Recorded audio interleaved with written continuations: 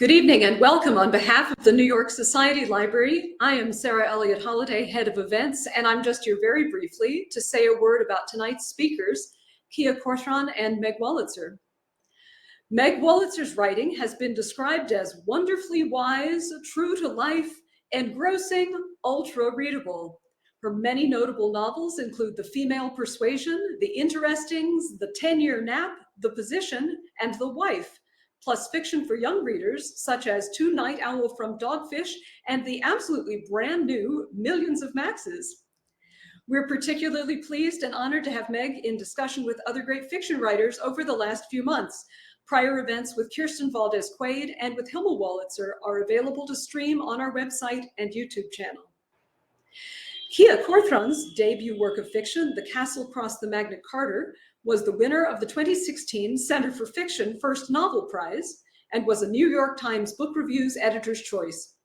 She was the 2017 Breadloaf Shane Stevens Fellow in the novel. She is also a nationally and internationally produced playwright. For her body of work for the stage, she has garnered the Wyndham Campbell Prize for Drama, the Horton Foote Prize, the United States Artist Jane Addams Fellowship, the Flora Roberts Award, and others. Of tonight's book, Moon and the Mars, MacArthur Genius Fellow Naomi Wallace said, "Rarely does one encounter a book that can so profoundly change a reader. Moon and the Mars is that book. Corthron, a true heir to James Baldwin, presents a startlingly original exposure of the complex roots of American racism and classism, as well as a sweeping exploration of love in all its myriad forms. The best work of fiction I have read in many years." We encourage you to buy your copy of Moon and the Mars from our independent friends at the Corner Bookstore, and that link is in the chat on the right of your screen. Please also add your own questions and comments in the chat in the same place throughout the evening, and the authors will address them later in the program. Now, please enjoy this wonderful conversation with Meg Wolitzer and Kia Corthron.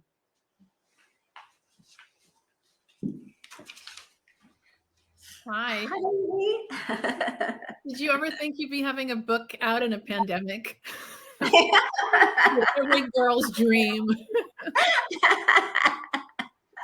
But we do what we can, and you're doing splendidly. Congratulations on this wonderful book, first of all. Thank you. I'm really glad to meet you and talk to you.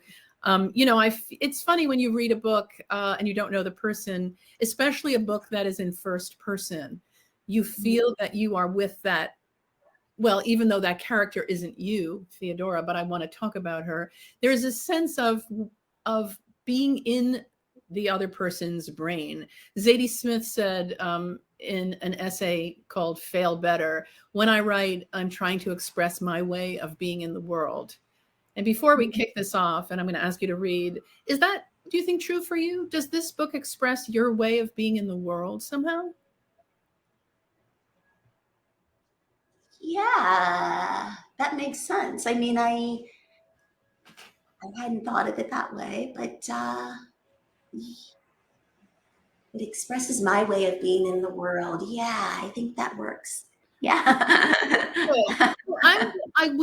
We're going to touch on a lot of topics, I hope, and one of them is voice, because you write for the stage as well. And this book is so voice heavy.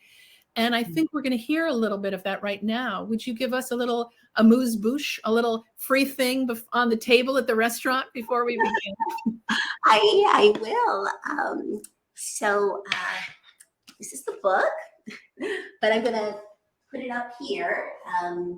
This was my first book, The Castle Across the Magna Carta. And but I'm going to read from this thing. And so let's see.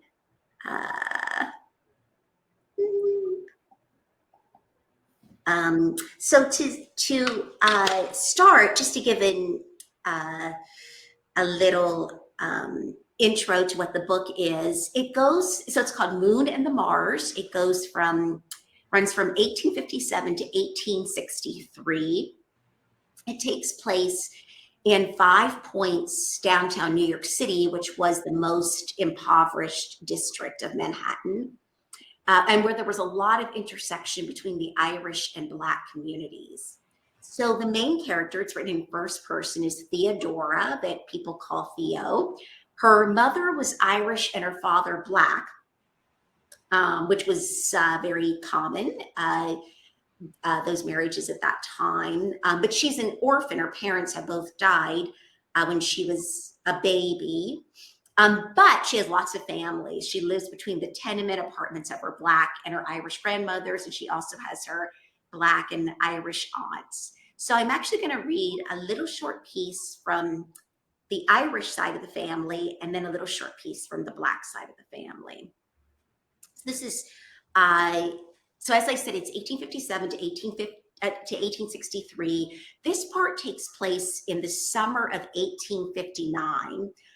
Theo is now 9.5 years old, and Kieran is a family friend of his Irish family who lives with them, and he's 11. She'll mention her Auntie Siobhan, who's her Irish aunt, and her Grammy Cahill, who has a table on the street where she sells all sorts of used junk. Most importantly, please forgive my Irish accent.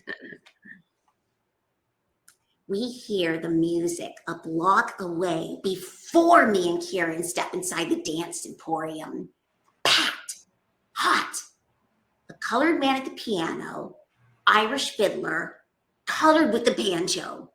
Everybody dancing, everybody jaunty. Only once did I ever attend a ceilidh back home, say Kieran, smiling. What's a ceilidh? Oh, down, Americans say, partner dancing. Then the music stopped and the piano players say, here we go. The dance floor clearing, everybody backing away from the center. Kieran and me craning our necks to see. An Irish man and a colored man come out, shuffling and stomping, fingers snapping, heels spinning, clickety, clickety, tap, tap, tap, the fancy footwork. Everyone whooping, cheering, more, more, more, and they give us more. Then Kieran touched my arm, point, as if I couldn't see myself who took the floor replacing the men. Auntie Siobhan lift her dress so we spy her ankles, stomping and clomping, slip slide, her feet so fast I hardly see them rat-a-tat-tatting like rain on the roof. Then a colored man danced right up to Auntie Siobhan, click stomping faster. Then she go faster, then he go faster. They ain't partnering, they competing. Everybody clapping and hooting, tap it, tap it, tap it. Auntie Siobhan win. Them both laughing. Then Auntie Siobhan go to the bar, leaning on it, the sweat pouring. Me happy the room's so crowded, she can't see me and Kieran here, seeing her. Other people's dance competing now, but hard for me to take my eyes off my auntie. She swig her drink down, then turned to look right at Kieran and me. Give us a wink.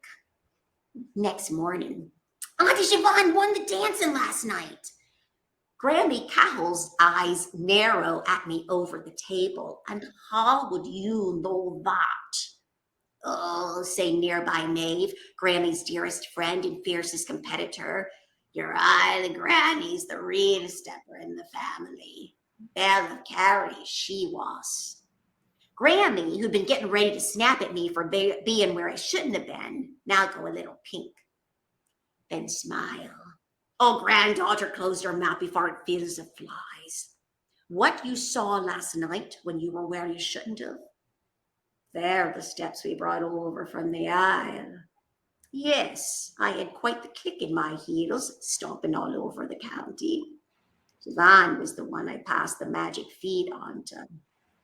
Then I click, click, shuffle, slip, slide. Grammy take the laughing. Maeve say, look like your fancy feet moved down another generation. Grammy's eyes, look to the left, look to the right, no approaching customers. Then, sitting in her chair, her feet under the table start to move. Clickety-tap, click. So now I'm going to read from the Black side of the family.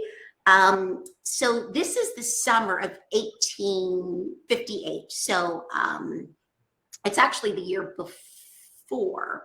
And Theo is 8.5 years old here. So she's with her Auntie Miriam. Miriam actually what had escaped slavery a couple of years before and was adopted into Theo's family. So she poses as Theo's blood aunt. And she was living with her grandmother in Five Points, but she's now newly married and living with her husband up in the West 30s. Miriam speaks first. I gots to go out little while. You help me? I love helping Auntie Miriam. She opened a big jar of the concoction, almond oil, shea butter, beeswax. While I spread the liniment over her left arm and hand and back of her neck, she stared into a little round looking glass set on the table, applying it to her cheeks and chin and forehead and eyelids. Auntie Miriam looked funny, light skin her face and neck and hands and dark everywhere else. But face and neck and hands, the only parts shows when she out and about, so them's the only places she need to potion. Here's what I reckon.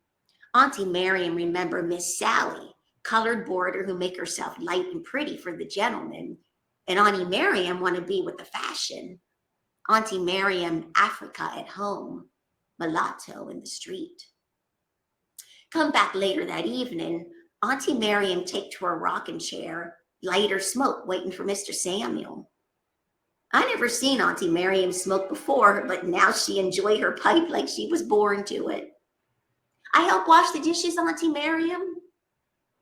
I gets to him directly. She puff, eyes on the dark out the window. Wonder why she prolonging a chore. Then I know she don't want to stick her hands in no water yet. Now you really look like my auntie, Auntie Miriam. She turned to me, eyebrows a question. Or my mother, I giggle. Except my mother was Irish, she couldn't look like her. Auntie Miriam's eyes stuck on me. I chuckled, but my laugh starting to lose air. Both us pretty, light. Her puffin stopped, eyes narrow. You know why I do this, Theo. I stare. Auntie Miriam never stirred to me like that before. I nod. Then why you natter on? I don't know what answer I'm supposed to give to that. She sighed back to her rocking, eyes back to the window. Me and the crickets wait. I'm a homebody, likes my walls around me, but sometime gots to show my face in the world, the odd errand. Now Auntie Miriam looked to the looking glass, staring at her fair cheeks. No smile. She speaks soft, like more talking to the mirror than to me. No kidnapping me back whipping chains. South Carolina ain't never finding their dark-skinned Lizzie. Not on the street, nohow. Then we both quiet till my yawns sneak up and bellow. In my dream, I'm walking down Broadway with Auntie Miriam, and here come the slave catchers. Then I see Auntie Miriam forgot to put on her light-skinned disguise. Scared for her. You seen Lizzie, one of them say. I shake my head, no, but surely they see my heart pound through my chest.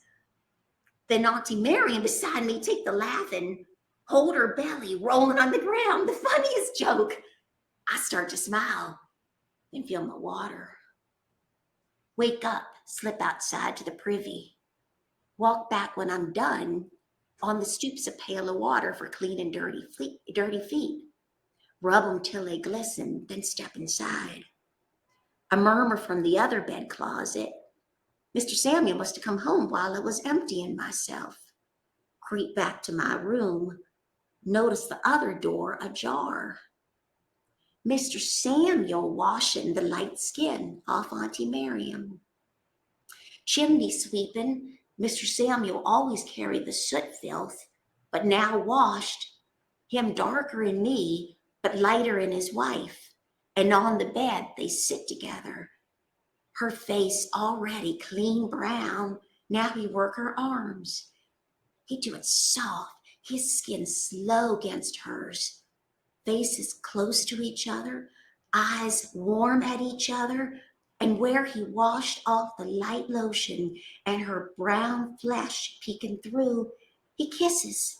His lips against her clean, soft elbow, brown, soft lower arm, muscle and fat, slow and mellow, her shining deep, dark brown skin, delicate and strong.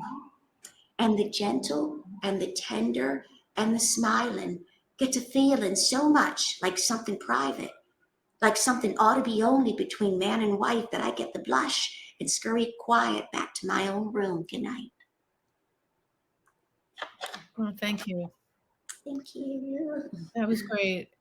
Was it a very different experience writing the Black family side and the Irish family side? Well, the Irish family side in particular was what kept me intimidated a long time before I even started, actually. Did you choose that music before the program began tonight? I know, actually, I was going to say that was really appropriate for the dance hall that I started with. No, it was. But because I'm a playwright, I don't have to write dialogue, but I tell the story through dialogue. And I was most concerned about that. I was also somewhat concerned about Miriam because she's escaped slavery, and I didn't want to go to a cliche with her language. So it's all, and even just going anywhere to the mid-19th century is very foreign to me. But once, there was a particular thing that actually helped me a lot with the Irish, because that's what I was most worried about. And that was, I discovered that in Irish English, which comes originally, there was the Irish language, and it comes from, which is, one part of the umbrella of Gaelic. Irish is one of those languages. And I discovered that after, which comes from, again, from the original Irish structure, after is an auxiliary verb. So instead of saying, I went to the store, you could say, I'm after going to the store. Or instead of, I just went to the store, I'm only after going to the store. And once I was able to get even just that little bit, there are a few other ones, but that was like the big one. It kind of helped me to jump into that language. So the families themselves, who they are, and the human beings they are, it was exactly the same, writing both families. It was more like getting the handle on that, the dialect itself.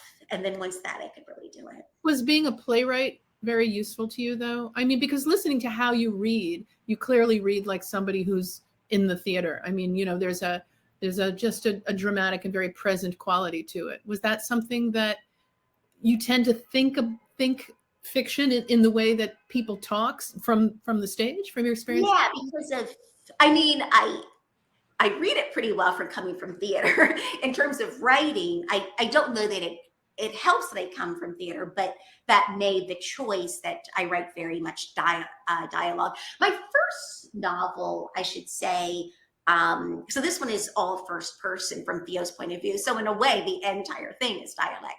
My first novel, or dialogue, I should say, my first novel, there are 4 protagonists, and some of it's first person and some of it's third.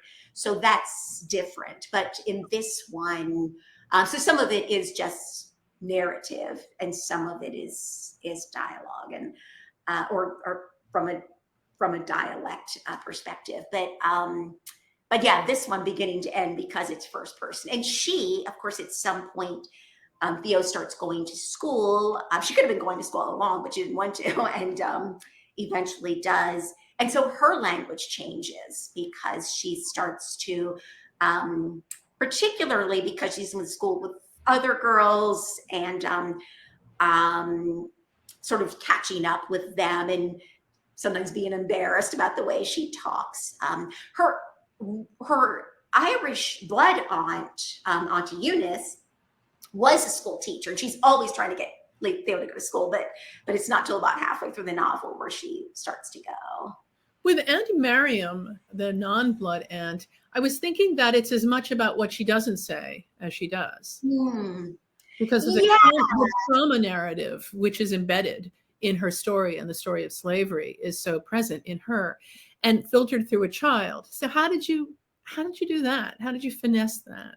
Yeah, you're saying that, Meg, does make me think that a lot of that came from my theater background. Because I'm not conscious of it, but theater and with playwriting, exposition is taboo. So you've got to get all that backstory in what feels like natural language.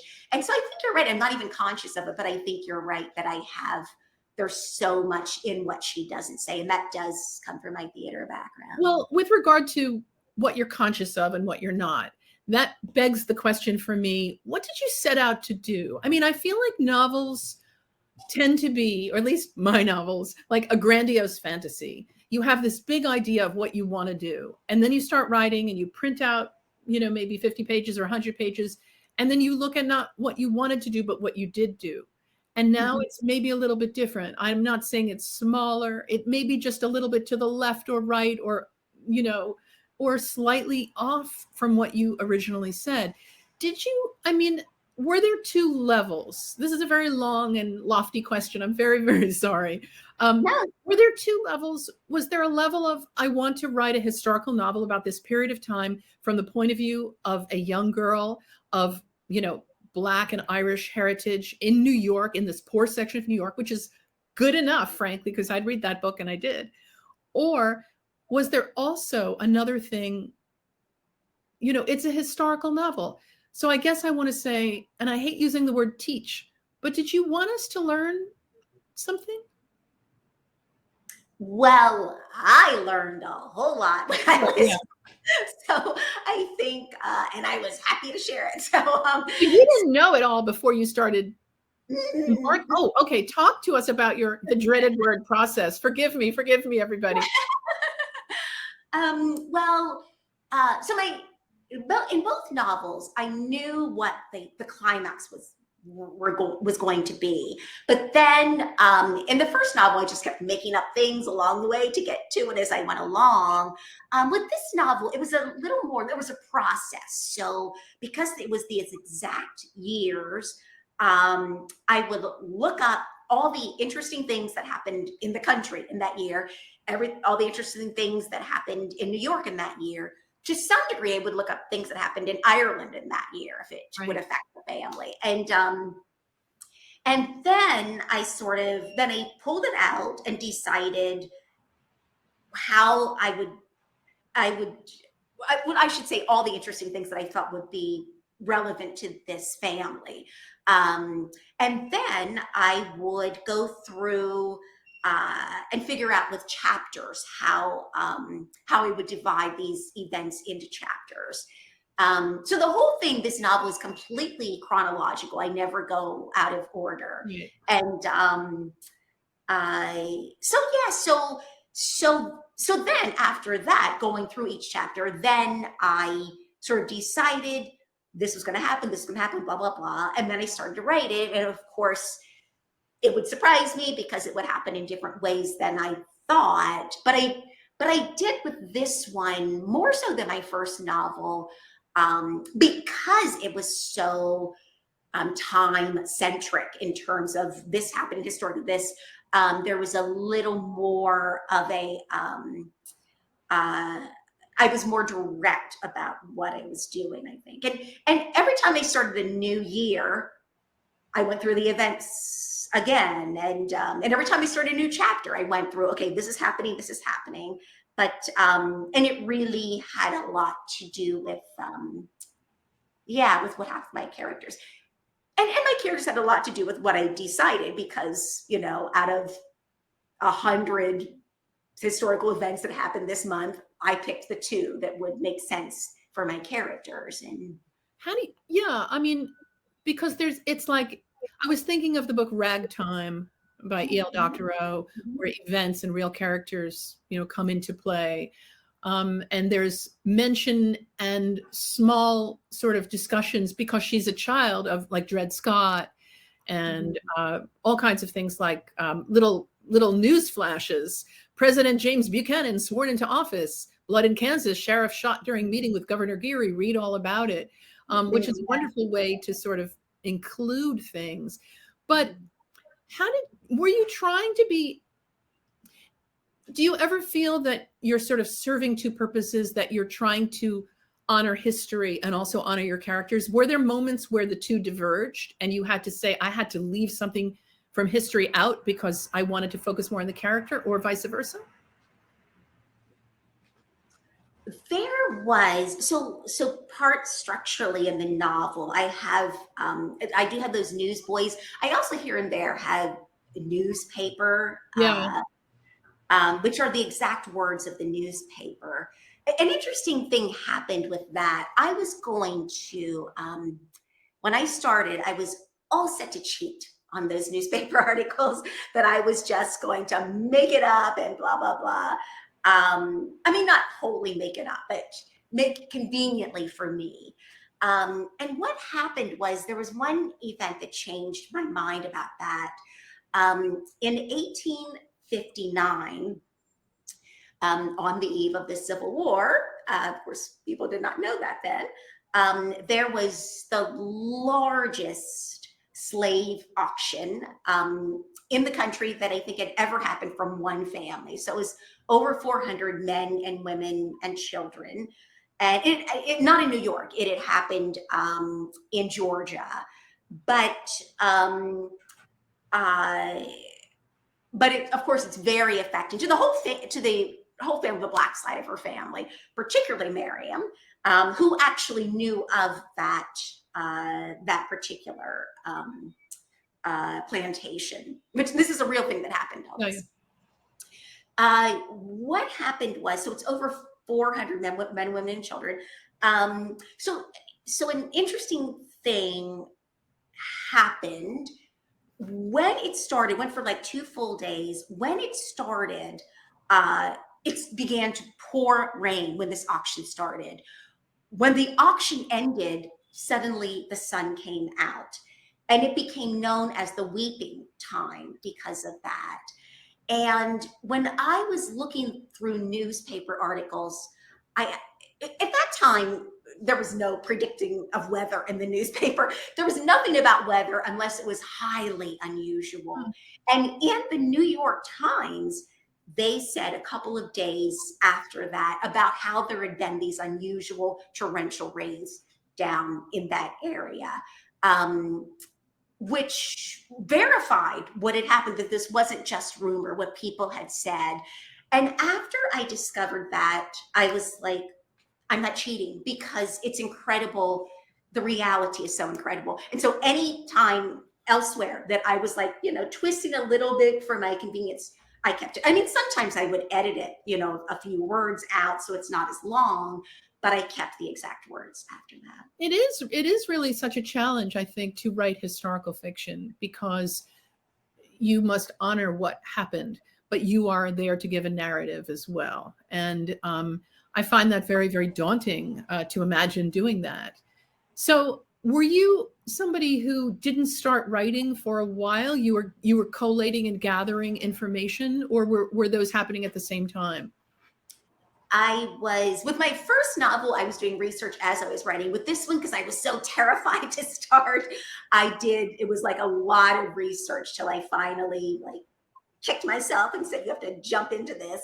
But yeah, I did a whole lot. And then we were talking before the start, Meg and I were talking a little bit about residencies. And I happened to be at a residency, a writing retreat in Switzerland, and it was the summer of it was July of 2018, and I had started this fooled around like early 2017, but then I got distracted by theater things, and so I wasn't writing for a while. And in that month, I told myself, it was very heavy research, and I told myself, at the end of this month, you have to decide whether you're going to write that second novel or not.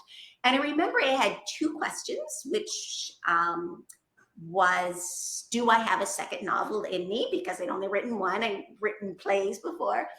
And will it be as good as the first novel? And by the end of the month, I decided, yes, I do have a second novel in me. And I don't know if it'll be as good as the first. It's going to be what it is. And so yeah, and I still continued for quite a while doing research. And then probably though pretty soon after that, though, I must have started kicking in and kicking myself and making myself get in there, because of the fact that I knew this was going to be, I think I decided by then it was going to be first person. So every word was going to be dialogue, and I had to jump in. So you went to a Swiss residency, and no Swiss crept into this. This didn't become somehow the story of Heidi, right? It didn't ever. I know funny bringing that up, but it's like it just happened to be. Well, I feel that writers are such chameleons, and things that are around us are sort of flypaper, to use mixed metaphors there, that your environment really affects you in some way. But I want to circle back to the terror aspect. You very casually say you were terrified. Were you afraid of getting things wrong, or something else? Or just seemed too big, too worried about racism and slavery? I think deep in my heart, I knew the only way I could learn these characters was by. I think it was that silly thing that we all have, like jumping in and just being so wrong. Ridiculous, because it's the first draft. Of course it's going to be wrong. I have to keep rewriting it to get it right. But I think in a way it felt a little overwhelming, like where to start, and I think there was something about discovering that after auxiliary verb that gave me a place to start. Did you always start where it ended up starting? Was that always the original beginning? When I said that I had started in 2017, which was at McDowell residency, I actually was playing around a little bit. I had jumped in and was playing around. The second part that I read today, in some form, has always been part of this, because I just played around with it at the very beginning, just scratching things. And then I sort of got distracted by theater stuff. And then I came back to doing research. Once I really kicked in, I started at the beginning and went through without skipping around, because that's when I discovered, okay, I'm going to do this thing by going year by year. I decided what years that was going to be. And yeah, then I wrote it in order. So did you want a desired effect? Because the parts, some of the parts, like the scene in the hotel with the 2 girls, where she sees a girl who's being kept as a slave working for this woman, was so painful to read. And I always feel, and I always say to my students, that it's the specificity that makes the scene in a novel, which is why this isn't a nonfiction book. It's just a brief moment that doesn't reappear in the same way, and yet it felt like a really pivotal moment. Can you talk about that scene? Yeah, I'd be happy to. It's actually the same chapter with the largest slave auction. Yeah. It's all the same chapter. And so this is 1859, and Theo is 9 years old. She just turned 9. And so New York's slavery was abolished in 1827. There were some complications, and some people got the short end of the stick and may have gone as long as 1840 because of, if you were born this year, if you were born that year, and blah, blah, blah. But that was the last of it. And it really generally ended 1827. By then there were so few people enslaved that it was not a huge thing for New York to give up slavery. But so Theo, her she lives on her the Black side of her family, her grandmother and her great-grandmother. And her great-grandmother got slavery in 1827. She was in her 50s. Her grandmother was in her 20s, somewhere in her 20s or later 20s, I think. Her aunt and also, and her father, but of course her father had died when she was little. Her aunt was never enslaved. So the only person she knew her grandmother and great grandmother had been enslaved, but the only person she knew that she was closest to was Auntie Miriam. But even that, Auntie Miriam had left behind. So this is Theo's firsthand experience with slavery, because this woman from the South is visiting New York. Theo took this job as being like a little servant in the hotel, and she meets this little girl who is enslaved and is chained to the bed. Actually, that Theo was sent up to serve her mistress, and so yeah. I mean, I chose that scene, obviously very fictional, because I wanted Theo to get a little taste firsthand of slavery. And it brings a certain, interestingly, I think a shame in her that, because she sort of snaps at one point and says, well, let's see, I don't want to get too much into it out of context, but she both feels terrible for this other little girl, and also I think weirdly privileged that by the grace of God that didn't happen to her. And so it's very complex feelings for her at that age. Yeah, I think that so much of this book is really about an education of some sort. You don't say it outright, but she, we are steeping in this education as she learns about the evil and cruelty of the world, among other things. But also, even very directly, I love when you catalog things. I mean, that's such a great tradition going back to the Greeks. I look at our library, 5 books: Narrative of the Life of Frederick Douglass, an American Slave; Uncle Tom's Cabin, or Life Among the Lowly; History of the Expedition under the command of Captains Lewis and Clark to the sources of the Missouri, thence across the Rocky Mountains and down the River Columbia to the Pacific Ocean, the Tempest, and the Bible. I feel that those moments, you're showing us sort of everything that's coming in, and how a person becomes who they are and understands the world. And I think one of the things about writing about a young character is that you can do that very openly. Yeah. With her being young, I did that completely. And I just decided that she would be a child. I didn't really know why. I don't think it was until I finished the book that I realized, well, it gave her a chance to, at 7 at the beginning, it starts on her birthday, her 7th birthday. She hasn't developed prejudices yet. So sometimes there are things that the reader understands that she doesn't necessarily understand, but she grows into it because she's 13. There's an epilogue much later, but at the end of the book, she's 13 and a half, and how she matures in that way. And yeah. I don't like trying to answer your question, but I forgot what the rest of it was. No, I know. And that's the thing of being in an interview. The questions wander, the answers wander, and I'm always very glad that they do. So I don't remember the question either, but I'm sure it was brilliant. No, but I think that in choosing to write from a young point of view, I think I was asking about the education that she gets, but also in a way, the parallel education that the reader gets. Yes. And actually, this is what I was going to say that wasn't related exactly. I mean, it was an offshoot of the question, which as with her being young, also, everything's exciting. She sees 5 points. It's different every single day. There's a new adventure. I don't know that I could have taken the reader on so much of a tour of 5 points if she were an adult and sees it every day and doesn't really see it anymore.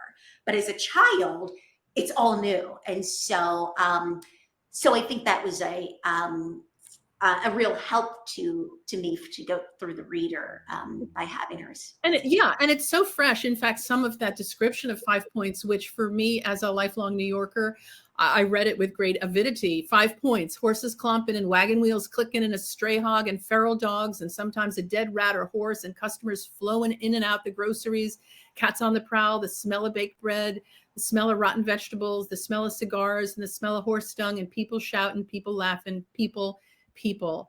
There's a feeling of packed New York, a different time, a poor area, and I am getting a sense of it without you having to say, you know, in that third person way. It would feel very, very different, right? If you were writing, you know.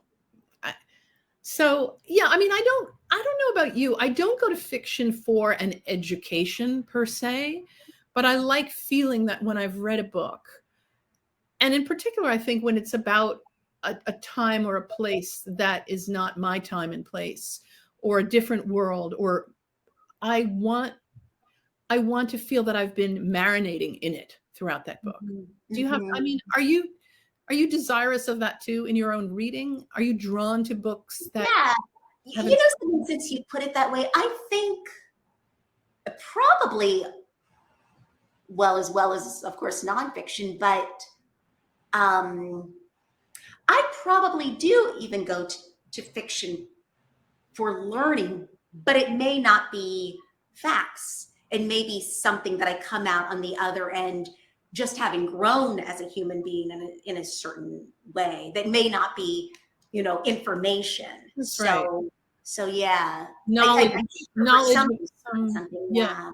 And I know there's a message in the chat from the library, but I wanted to just sort of add, please put your questions in the chat.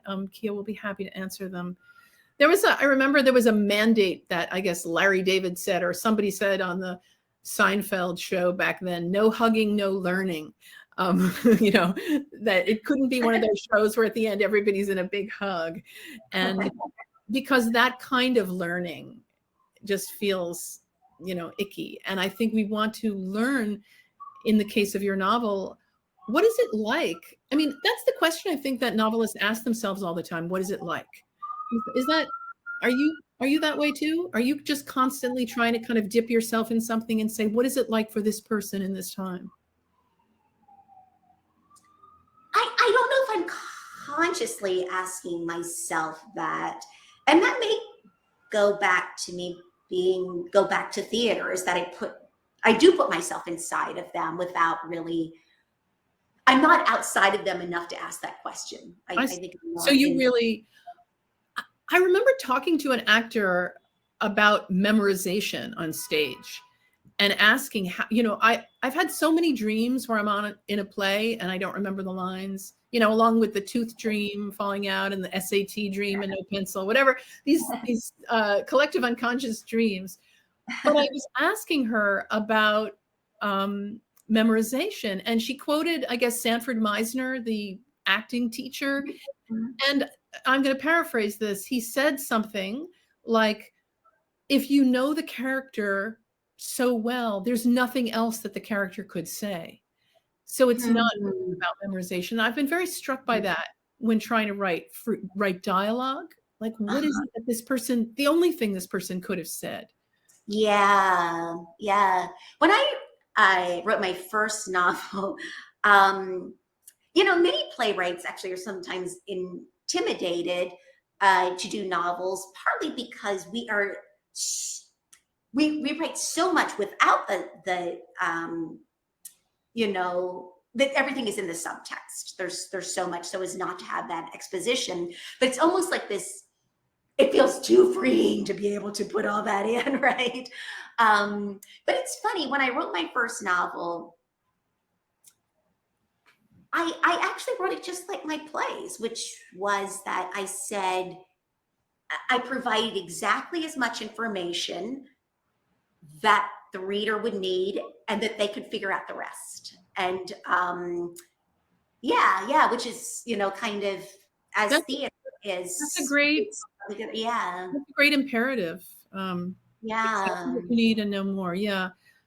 There is a question from Skada Allison. I loved this story. I was reading halfway with this overwhelming dread because I was so afraid of history and how it was going to unfold in your writing. So thank you so much for carrying it through with such tender care. I loved the visceral and visual storytelling in your writing. So gushing aside, question, using the first person perspective, I'm not sure how it's called, but that was a critical element. Can you speak to this choice? and how Theo grew as a character for you. Thank you so much for all your kind words. Thank you. Yeah, I was talking a little about it, that she, I will say, when I was talking about that after thing, one of my first readers at it, in the first draft, I remember writing a line with after, and she thought it was a mistake. She didn't understand it. So the way that I figured out to explain it without,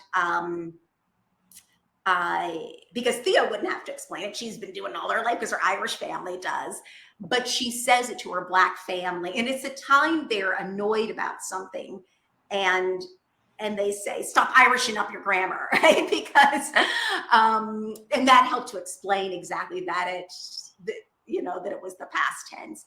But then, yes, as I was saying, when she goes to school, her language changes. Partly she's learned it from her teacher, but also she's with these other girls that there's a scene where they're making fun of the way she talks, and that really accelerates her for wanting to, this language. And yeah, so it definitely changed. There's actually a part where she's also in school and she starts using these, $10 words, which really gets on Kieran's nerves, because she's showing off her vocabulary tests, the vocabulary. And so yeah, and that's just growing as language. She also is growing as a human being. And again, a lot of things that were subtle when she was younger become less subtle. And there are the Irish and Black communities. There's so much cooperation. I feel like the Irish section that I read illustrates that a lot. Like, they met in dance halls, and there was a lot of cooperation as a community. There was also competition, but it usually happened more when the economy was bad, and when and as the book goes on and leads into the Civil War. And so so she also is growing into an understanding of the tensions between her two communities. And I hope that helped to answer your question. Did you feel a competition between telling the story of these two communities?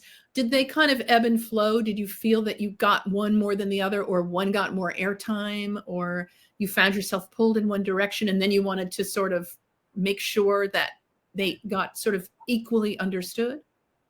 Yes, I did want it to be equal. And I was hoping that it wouldn't be one more. I think it was. Yeah. Yeah, thank you. Thank you. Sometimes I would sort of take turns with the chapters, but it wasn't just mechanical of, 2 for you and 2 for you. It wasn't, because literally if I had a chapter with the Irish family and then a chapter with the Black family and was another Black family, people would be sort of losing the Irish family. So just so people, I think the reader would want to go back and forth so they don't lose the sense of both families. So yeah, so for both those reasons, because I wanted it that she is a kid. I mean, that's also what made it easy, is she loves and is loved equally by both families. So she spends time between the two of them all the time. So it made it easy for her to go back and forth. Then there is the larger view, though, of how, a child of these mixed heritages is viewed. And can you speak to that? Yes, so there was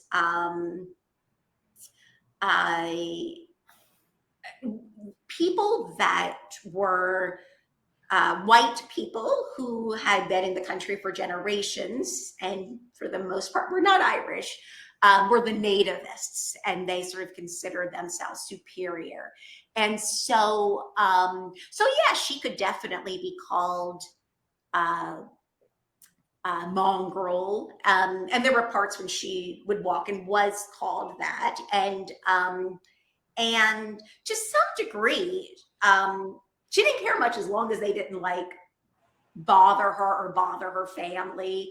There's a part where she is sort of learning to box because her great uncle Fergus, who's Irish, was and is a street cleaner, was called, you know, a dog and made fun of by some nativists. And so, you know, if they're affecting her family, maybe she'll go for it. But for the most part, it was something she didn't pay much, she didn't really care much about, and she felt very safe in Five Points. She would also go way uptown to her aunt Eunice, who her Black aunt, the teacher, in Seneca Village, which of course ultimately became the mostly Black neighborhood that became Central Park. It was great to see the names of these streets and sort of, you know, dislocating Bayard and Pell Street downtown, and just imagine New York in that way. And the fact that she is who she is makes it a different novel. I mean, it does matter who your narrator is, because if she takes certain things in stride, we can see it crystal clear. As you say, she may not be seeing it. She may not be understanding insults to her or pain of things, but she's getting an education that is over time. But there's there's such an energy from the very start in the language. It's a language energy. And I just sort of felt instantly, it's like it's got a music to it almost from the first lines. Yeah, I think that also comes from theater, you know, being used to people hearing your lines. And so, yeah. Do you read aloud to yourself when you're writing fiction? I don't usually, but I did do this for my first novel, but I actually did very late in the process. I just wanted to hear if there were any redundancies. And so very late in the process, I read through the whole thing aloud. Did you find horrible tics that you had that we all find, or maybe you're exempt from them? Was there like a thing that you did that you were like, oh my God, I don't want to do that? Not a habitual thing, but it was more that, you know, whatever, I said the word read, R-E-A-D, 3 times in a row in these, right. And I didn't realize it just listening to it or something. Right. Yeah, I think I always say to students, reading things aloud, you can really hear in a way. It's sort of like one of those magic eye pictures. You stare at it for a long time, you don't see the rhinoceros, and then suddenly it appears. There's something about that step of reading it out loud. And I think particularly, I mean, obviously from when you read this stuff out loud at the beginning of this event, hearing how you went into it, hearing the theatrical background that is so much a part of you, I think that must be so useful to you. So what's now? Theater, novel, you know, orchestration? What's next? Not orchestration, but yeah, I'm working on some plays, but I also do have an idea for a new novel. It's too early to talk about it, but yeah. No, I know. I don't ever want, I mean, that's that awkward question, but do you think, are you interested in exploring other historical periods or? Yes, and that will be the new novel. It's interesting because my plays, for the most part, are contemporary. But both my novels, I mean, the second one comes into the 21st century, but it starts in 1941. The climax is 1960 in my first novel. So it's interesting. For some reason with novels, I've more so gone into history, but and I've done some historical plays, but most of it has been contemporary. We need to stop very soon, but I think there are probably some people who are writing in the audience tonight, and I'm wondering, is there something that you feel has been so helpful to you as a writer that you want to pass along? what I said about being ridiculously nervous about jumping into it, while knowing for a fact that, being afraid it's going to be wrong, but knowing, of course, it's going to be wrong. That's the point of the first draft. And it's going to not censor yourself, not be intimidated. You don't have to show anybody that first draft, but you'll never get to the second draft and the 10th draft till you like kick into that first one. So yeah, no, that's great advice. There's something so liberating about that first draft. A writer I know has done a writing exercise in front of enormous groups of people. And she said to them, I want you to write something that you would never tell anyone. Nobody's going to collect it. I'm not going to look at it. Your neighbor's not going to look at it. Just go. And everybody immediately, was writing. And then she said, put your pencils down. And then she said to them, that's your subject. So reconciling the things that you're afraid to say, that maybe you haven't gotten right, or they're private, or they need to go through the filter of change. And then finding your way to how that can become fiction is a very interesting dilemma that I think writers have. That great line by Emily Dickinson, tell all the truth, but tell it slant. Mm-hmm. So here, when you're dealing with history and painful history and racism as part of that painful history, you're doing it through this young girl who is just learning about the world. And I think that's such a stark and smart way to do it. Oh, thank you. Thank you so much, Meg Wolitzer. Thank you so much, Kia Corthron. It's been a joy to be with you. Thank you. A pleasure. Thanks for having us. Thanks, Meg. Thanks, Kia. Bye.